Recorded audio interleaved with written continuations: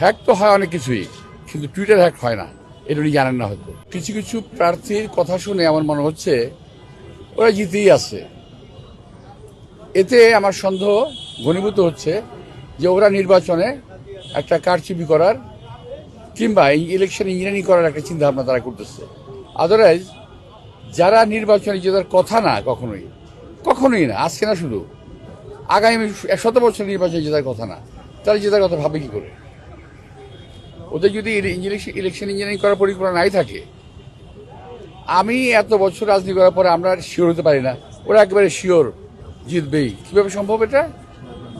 এটা সম্ভব তখনই যদি কারচুপি করার মতো একটা প্রক্রিয়া ওদের হাতে থাকে। হ্যাঁ, জামাতের আমির সাহেব এবার না, শুধু এর আগেও একটা মন্তব্য করেছেন কিছুদিন আগে। উনি পরপর দুবার কিন্তু বেফাস মন্তব্য করলেন নারীদের সম্পর্কে। তো এটার আমার কিছু বলার নাই। উনি একজন অভিজ্ঞ এবং বিজ্ঞ লোক। উনি বেসিক্যালি জামাত থেকে তো আসেন নাই, উনি অন্য একটি রাজনৈতিক দল করতেন, কি জাসদ করতেন।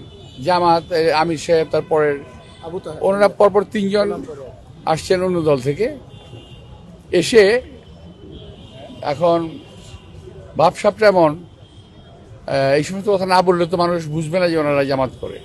সুতরাং এই নারীদেরকে নিয়ে অশালীন